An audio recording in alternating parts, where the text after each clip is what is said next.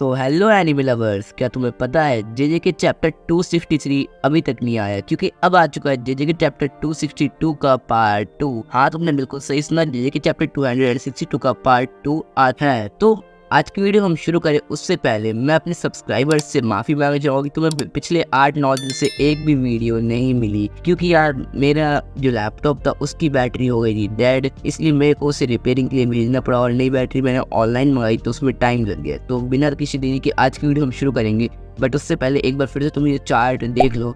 देखो कितने कम बंदे मेरे चैनल को सब्सक्राइब कर रहे हैं। प्लीज़ सब्सक्राइब करो, मेरे को सपोर्ट करो।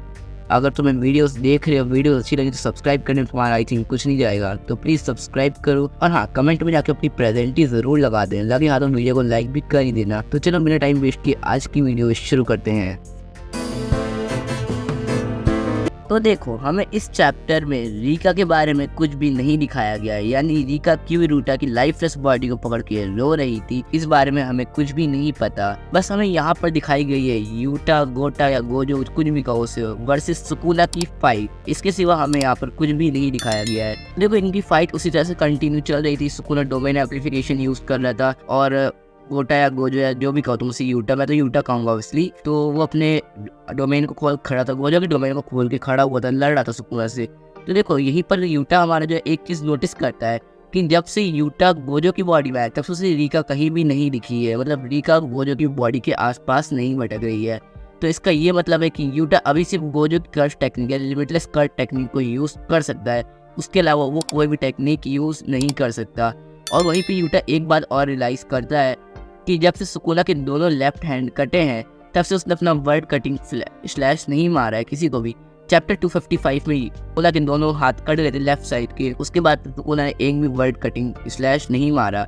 बट ये मत समझना कि वो ऐसा कर नहीं सकता, उसके पास है ना बाइंडिंग वाव। और यूटा साथ साथ में एक चीज़ और सोच रहा था कि ये सुकुना के पास अभी सिर्फ एक ही कर्स टेक्निक है जो कि है डोमेन एम्प्लीफिकेशन। हाँ, क्योंकि सुकुना अपने डोमेन के अंदर एक टेक्निक यूज़ कर रहा है जो कि पॉसिबल तो नहीं है, बट सुकुना के पास क्या है, बाइंडिंग वाव। हाँ, तो वो बाइंडिंग वाव से यूज़ कर रहा है एक एक्स्ट्रा टेक्निक जिससे वो सिर्फ गोजो की इन्फिनिटी को बाईपास करने के लिए यूज़ करता था और अब गोटा की इन्फिनिटी को बाईपास करने के लिए यूज़ कर रहा है। तो उसके पास अभी सिर्फ यही एक टेक्निक है। पर हाँ, जो इनकी लड़ाई चल रही है, हाथापाई चल रही है, मारपीट चल रही है, तो एक दूसरे को जान से मारना चाहते हैं, तो इनका ये जो है ये बिल्कुल गोजो और सुकुना जैसी फाइट है। जैसे कि सुकुना पिट रहा था गोजो के हाथों बहुत गंदा वाला, वैसे अभी भी यूटा बहुत मार रहा है सुकुना को। और ऐसी बात नहीं सुकुना उसे नहीं मार पा रहा, सुकुना तो उससे भी गंदा उसे मार रहा है। दोनों एक दूसरे को बहुत अच्छी खासी टक्कर दे रहे और इसी तरह से इनकी लड़ाई अभी कंटिन्यू चल रही है। यहीं पे बीच में एक चीज़ और नोटिसेबल है कि यूटा को बहुत ज़्यादा दिक्कत हो रही है गोजो की बॉडी के साथ, क्योंकि यूटा था छोटी हाइट वाला और गोजो था अच्छा खासा लंबा। तो गोजो के हाथ और पैर इतने लंबे हैं कि यूटा की ये कह लो सोल उसे एडजस्ट नहीं कर पा रही है, उसे बहुत ज़्यादा प्रॉब्लम हो रहा है फाइटिंग के दौरान।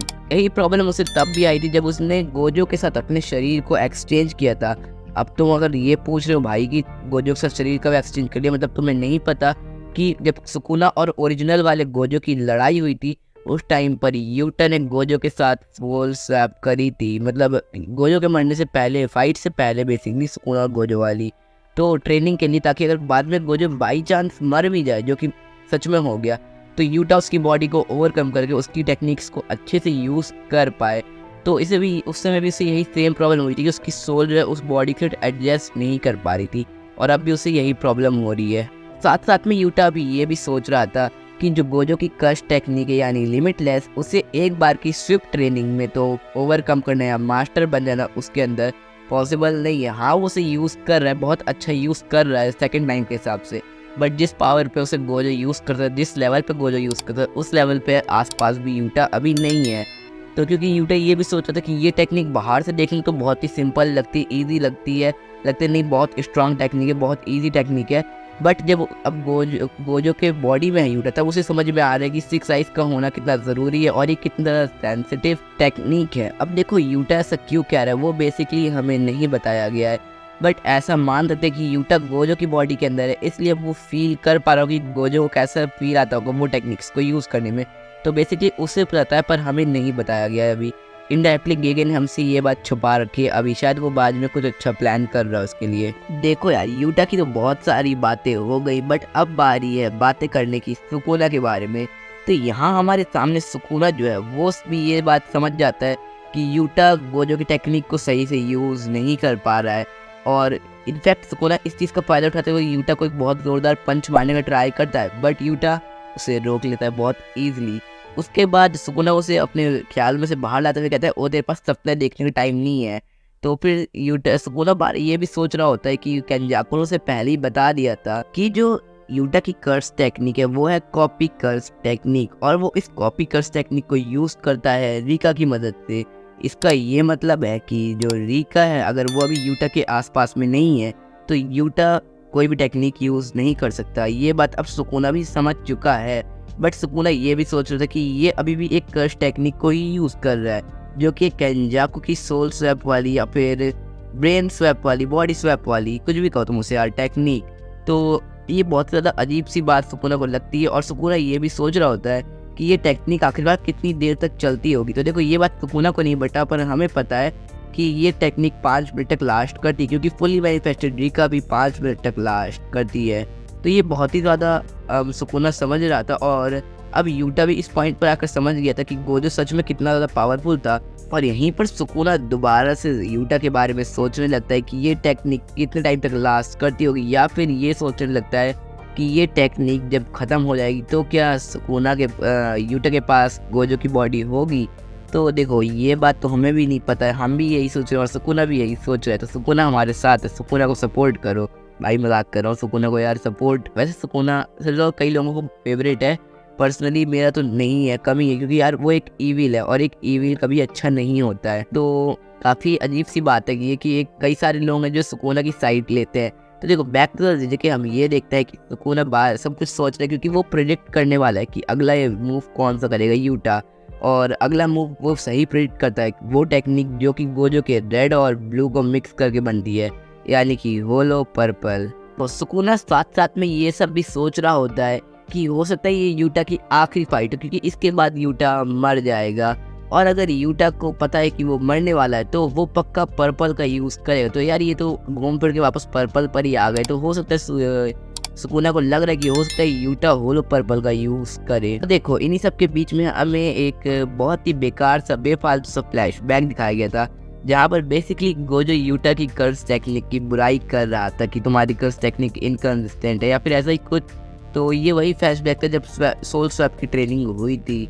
और हाँ, फिर हम जब वापस आते तो हम देखते कि भाई यूटा तो चैंट मंत्र जाप कर रहा है होलो पर्पल को एक्टिवेट करने के लिए। और ये होलो पर्पल जो यूटा एक्टिवेट करने वाला ना, वो कोई गोजो का कॉपीड होलो पर्पल नहीं होने वाला है। यूटा अपना एक खुद का होलो पर्पल एक्टिवेट करने वाला है। इसका ये मतलब है कि यूटा ने ब्लू और रेड को भी सीख लिया होगा, क्योंकि एक डायरेक्ट होलो पर्पल के बारे में हमें आज तक जेके में कुछ भी नहीं दिखाया गया।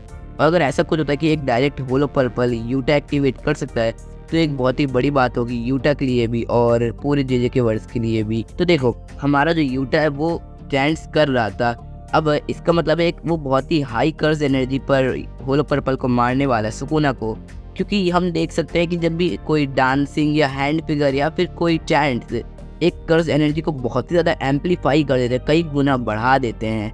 तो यूटा भी बहुत हाई कर्स एनर्जी पर सुकुना के लिए होलो पर्पल तैयार कर रहा था। और जब सुकुना यूटा को ये करते हुए देखते तो सुकुना अचानक से थोड़ा सा घबरा जाता है, क्योंकि उसे याद आ गया चैप्टर 235 वाला होलो पर्पल, जिसमें ओरिजिनल गोजो ने महारागा को वन शॉट करके सुकुना की हालत टूटी हुई कर दी। टूट गया था सुकुना, तो पूरा कंफ्यूज हो गया था कि क्या करना है उसे।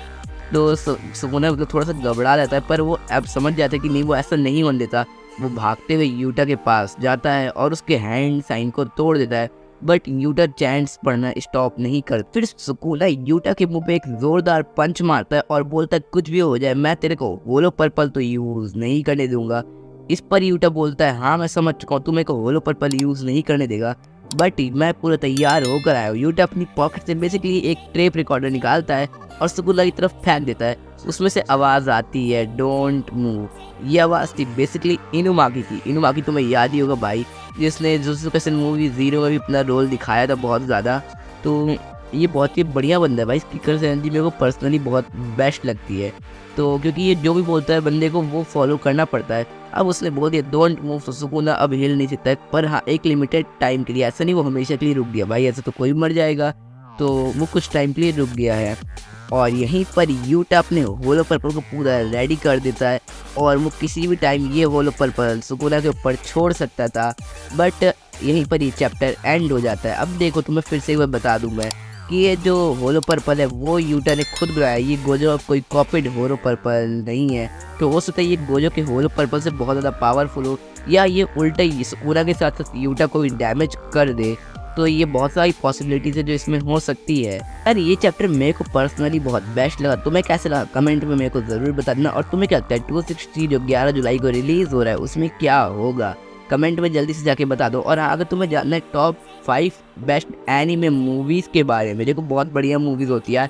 जो बंदे कहते हैं ना एनीमे मूवीज़ अच्छी होती है, पूरी सीरीज़ देखो, मैं उन्हें पर्सनली कहूँगा एक बार मूवीज़ देख कर देखो, मज़ा आ जाएगा। हाँ सीरीज़ भी बहुत अच्छी होती है पर दोनों चीज़ें यार आपस में टक्कर की हैं। तो अगर तुम्हें जानना है टॉप 5 बेस्ट एनीमे मूवीज़ कौन सी है, तुम लेफ्ट वाली एंड स्क्रीन वीडियो पर क्लिक करके मेरी उस वीडियो पे आओ, मैं तुम्हें वहीं पे बताऊंगा। और हाँ आज की वाली वीडियो मैं यहीं पर खत्म कर रहा हूँ। वीडियो अच्छी लगी तो वीडियो को लाइक करो, चैनल को सब्सक्राइब करो। तब तक के लिए मिलते हैं मेरी अगली वीडियो में। सबको टाटा बाय बाय।